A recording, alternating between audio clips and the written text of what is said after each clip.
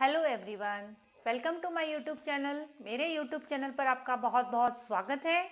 मैं डॉक्टर नीलम सोनी आपको complete history करवा रही हूँ, जिसमें हमने लास्ट वीडियो में अशोक के अभिलेख किए थे। आज हम अशोक के अभिलेख कंप्लीट करते हैं। चलिए शुरू करते हैं आज का टॉपिक।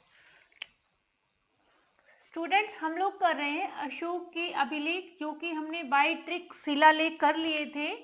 अशोक के जो अभिलेख है उनके 3 पार्ट्स हैं, एक शिलालेख, एक स्तंभ लेख और थर्ड रहेगा अपना गुहा लेख। गुहा लेख को गुफा लेख भी बोल सकते हैं, गुफाओं में लिखे हुए हैं इसलिए। शिलालेख जो कि हमें 8 अलग अलग जगहों पे मिले हुए हैं, जिसमें हमने बताई थी एक ट्रिक, शाम को जो सोए गधा होए, जिसमें हमें 8 स्थान मिल गए थे। जिस भी किसी बच्चे ने, स्टूडेंट ने या नहीं देखा है तो प्लीज मेरा पिछला वीडियो देखिए, जो कि मैंने डिस्क्रिप्शन में लिंक दिया हुआ है, जिसमें हमें शिलालेखों के 8 स्थान अच्छे से याद हो जाएंगे। इसके अलावा इन 8 स्थानों पर जो लेख मिले हैं, 14 शिलालेख जो मिले हैं, उन शिलालेखों को या अभिलेखों को भी याद करने के ट्रिक भी हमने पिछले वीडियो में बनाई थी। तो कुल मिलाकर हमारे शिलालेख कंप्लीट हो गए थे। आज हम स्तंभ लेख और गुहा लेख करने जा रहे हैं। बट एक बात जरूरी जो रह गई थी वो ये है कि टोटल 14 जो अभिलेख थे, 14 अभिलेख थे, इसके अंदर जो 13वां और 14वां जो 2 अभिलेख है, 13वां और 14वां, इन दोनों अभिलेखों को मिलाकर एक अलग अभिलेख बनाया गया था, जिसे पृथक अभिलेख बोला गया था। इस अभिलेख में सबसे जरूरी बात ये लिखी है कि अशोक कहता है कि सारी प्रजा मेरी संतान है। ये लाइन इंपॉर्टेंट है, इसको ध्यान रखना। सारी प्रजा मेरी संतान है, ये वाली बात अशोक पृथक अभिलेख में लिखवाता है। तो ये हो गया हमारे शिलालेख। आज जो हमारा मेन टॉपिक है वो है स्तंभ लेख। स्तंभ लेख भी शिलालेख की तरह अलग अलग स्थानों पर मिले हैं। जो स्तंभ लेख है इसके 2 भाग बताए गए हैं, एक वृत्त स्तंभ लेख, एक लघु स्तंभ लेख। जो वृत्त स्तंभ लेख है वो 6 जगहों पे पाए गए हैं और लघु स्तंभ लेख है वो 5 जगहों पे पाए गए हैं। लघु स्तंभ लेख इतने इंपॉर्टेंट नहीं है, वृत्त स्तंभ लेख बहुत ज्यादा इंपॉर्टेंट है। चलिए अब हम जाने इसके लिए भी एक ट्रिक। तो आज हमारी ट्रिक जो रहने वाली है वो ये है, मैं तो पल पल राम पुकारूं। लाइन को फिर से सुनिए, मैं तो पल पल राम पुकारूं। इसी लाइन से हमें ये जो स्तंभ लेख है उनके स्थान याद हो जाएंगे। सबसे पहले मैं से शुरू करेंगे, मेरठ। तो से शुरू करेंगे, टोपरा। पल पल के लिए हम पल पल मैंने 2 बार इसलिए यूज किया है कि पै से प्रयाग करेंगे और ले से लोरिया नंदनगढ़ है, लेकिन लोरिया 2 जगह है, एक लोरिया नंदनगढ़, एक लोरिया अरेराज, इसलिए हमने पल पल 2 बार यूज किया है। राम पुकारूं इसकी जगह पे आ जाएगा रामपुरवा, जो कि एक जगह है। तो सबसे पहला जो हमारा स्तंभ लेख है वो रहता है मेरठ। ये पहले मेरठ में था, बट तुगलक वंश के राजा ने इसे मेरठ से उठाकर दिल्ली स्थापित कर दिया।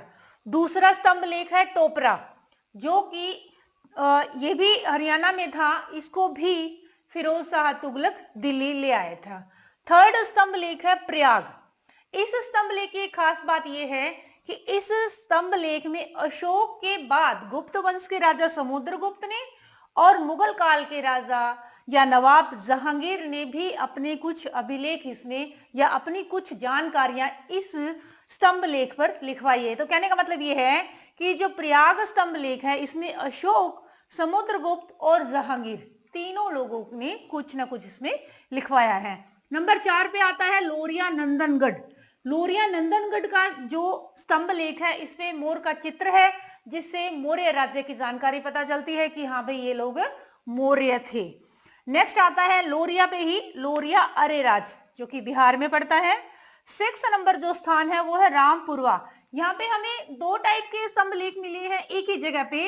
एक तो स्तंभ लेख जो है उस पर कुछ लिखा हुआ है यानी लेख युक्त, और एक टाइप के स्तंभ लेख है उस पर कुछ भी नहीं लिखा हुआ यानी लेख विहीन। बट इसके एक निशानी ये बताई गई है कि जो लेख युक्त है उसके शीर्ष पे सिंह का चित्र है, और जो लेख विहीन है वहां वृषभ का या बैल का चित्र है। तो ये हो गए हमारे वृत्त स्तंभ लेख। अब आते हैं लघु स्तंभ लेख पे, जो कि टोटल 5 है। सबसे पहला लघु स्तंभ लेख है रुमिनदेई। ये जो स्तंभ लेख है ये नेपाल में पड़ेगा, नेपाल। और इस स्तंभ लेख में ये लिखा हुआ है कि अशोक यात्रा पे जाता था, 20वें वर्ष लुम्बिनी गया था और वहां जाकर उसने टैक्स को कम कर दिया था। ये जानकारी हमें रुमनदेही लेख से मिलती है। नेक्स्ट आता है निगाली सागर, ये भी नेपाल में पड़ता है। थर्ड है सांची। सांची का जो स्तंभ लेख है वो एमपी में पड़ता है और इसमें संघ भेद को रोकने के आदेश दिए गए हैं। नेक्स्ट आता है सारनाथ। सारनाथ जो स्तंभ लेख है वो, सारनाथ का जो स्तंभ लेख है उसके अंदर कलाकृति का ये स्पेशल नमूना बताया गया है और इसके अंदर भी संघ भेद या संघ को भंग करने के लिए ऑर्डर दिए गए हैं कि अगर कोई भी संघ को भंग करना चाहे या कोई बाधा डालना चाहे तो उसे सफेद कपड़े पहनाकर संघ से बाहर निकाल दिया जाए। ये जानकारी सारनाथ के स्तंभ से मिलती है। प्लस इसमें 4 जानवरों की भी जानकारी मिलती है कि इसके चारों तरफ 4 जानवर हैं, BHEL, बुल, हॉर्स, एलिफेंट और लोयन। इसके बाद 5वां आता है कौसाम्बी। कौसाम्बी का जो लघु स्तंभ लेख है इसे रानी का स्तंभ लेख भी बोला गया क्योंकि ये इकलौता स्तंभ लेख है जिसमें किसी लेडी या रानी की जानकारी दी गई है। इसमें अशोक की पत्नी कारुबाकी की जानकारी हमें मिलती है। तो ये हो गए अशोक के स्तंभ लेख। अब आती है बात गुहा लेख। गुहा लेख यानी कि वो लेख जो गुफाओं में लिखे गए हैं। बिहार के अंदर बाराबर की पहाड़ियों को काटकर 4 गुफाएं बनाई है। 4 गुफाएं हैं। एक तो है सुदामा की गुफा, दूसरी का नाम है विश्व झोपड़ी, तीसरी गुफा का नाम है कर्ण की चौपड़ और फोर्थ जो गुफा है उसे लोमस ऋषि गुफा बोला गया है। बट एक बात ध्यान देने वाली है कि सुदामा, विश्व झोपड़ी और कर्ण की झोपड़ी इन तीनों गुफाओं में लेख लिखा हुआ है बट लोमस ऋषि गुफा में लेख नहीं लिखा हुआ है। अब ये जो अलग अलग गुफाएं हैं इसमें भी अशोक द्वारा बताई गई बातें लिखी गई हैं और इसके बाद 232 में अशोक जो है वो नहीं रहता है और उसके बाद उसके राज्य में या मौर्य साम्राज्य में उतनी शक्ति नहीं रहती है जितनी अशोक तक थी। मौर्य साम्राज्य के जो 3 राजा थे, C for Chandragupta, B for Bindusara और A फॉर अशोक, इन तीनों तक मौर्य साम्राज्य प्रोग्रेस पे था। लेकिन अशोक की मृत्यु के बाद मौर्य साम्राज्य 2 भागों में बट जाएगा, एक पूर्व भाग और एक पश्चिम भाग। पूर्व भाग में दशरथ राजा रहेगा जो कि अशोक का पुत्र है और पश्चिम में संप्रति। ये ज्यादा योग्य शासक नहीं थे और लास्ट शासक मौर्य वंश का रहेगा वृद्धरथ।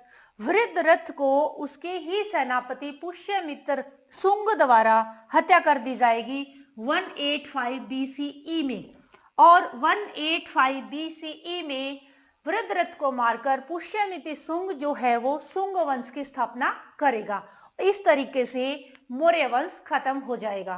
तो बेटा ये हमारा जो भी है ये अशोक के अभिलेख कंप्लीट हुए हैं दोनों पार्ट्स में। इसका पहला पार्ट जो कि लिंक में दिया हुआ है, किसी ने नहीं देखा है तो वो जरूर देखें।